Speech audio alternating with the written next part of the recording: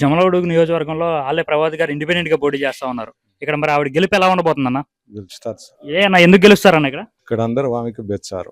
ఎందుకన్నా ఎందుకు వేస్తారు? మంచితనం చేసింది కాబట్టి. మంచిదనం అంటే ఏమన్నా ఇక్కడ కార్యక్రమాలు ఏమైనా చేసిందా? చేసింది సార్. అభివృద్ధి ఏం అభివృద్ధి చేసింది ఇక్కడ ఆవిడ? జాయన పలుకుతాది మంచి గెలిస్తే పలికిద్దే? పలుకుతాది. ఖచ్చితంగా మీ ఊర్లో ఆవిడకేనా? బెచ్చం ఆమెకి బెచ్చం. ఎంత మెజార్టీతో గెలవబోతుంది? ఎంత మెజార్టీ? అది అర్థం తెలియదు, మాకు చదువు రాదు కాబట్టి. గెలుపు ఆవిడదేనా ఇక్కడ? మరి రేపు పొద్దున ఆవిడ గెలిస్తే ఖచ్చితంగా ఇక్కడ మంచి చేసి నమ్ముతున్నారా? నమ్ముతాను సార్. తప్పకుండా బెచ్చం ఆమెకి. మీ ఓటు ఎవరికన్నా? మీ ఓటు ఎవరికి వేస్తా ఉన్నారు? ఎవరికి వెళ్ళిపోవచ్చుకి, ప్రభాత్ గారికి వేస్తారు. పోవతి గారికి. వచ్చిన ఆమె మెజార్టీ వంటకు వస్తుంది.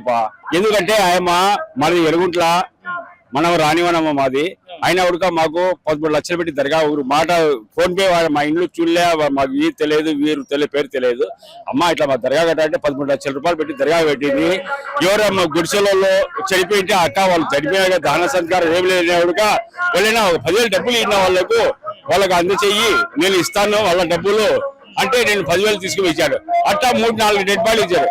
ఒకటిగా హైదరాబాద్ ఆపరేషన్ చేయించారు.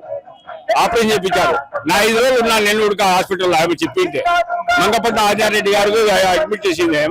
ఆయన వచ్చేసి మాకు సహకారం చేసినాడు.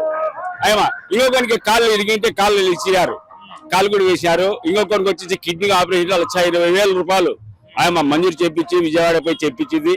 ఒకరికి 70,000 ఇచ్చి 70 ఆరోగ్యశ్రీ కార్డు పెట్టించి తీశారు. ఒకటి రాణివనం నుంచి ప్రకాష్ నగర్ నుంచి స్టేట్ బ్యాంక్ వరకు పోలు లేవు, కరెంట్ లేదు, సప్లై లేదు. ఈమెకు ఫోన్ చేసి చెప్పింటే ఆయన వచ్చేసి అప్పటికప్పుడు లైన్లు వేపించి తెల్లవారుతాన్ని లైన్ లాగించి ఆ రాత్రికి కరెంట్ విడుదల చేసింది. అయితే ఇక్కడ గెలుపు ఖచ్చితంగా ఆవిడదే సార్. పర్వతం గారు సార్.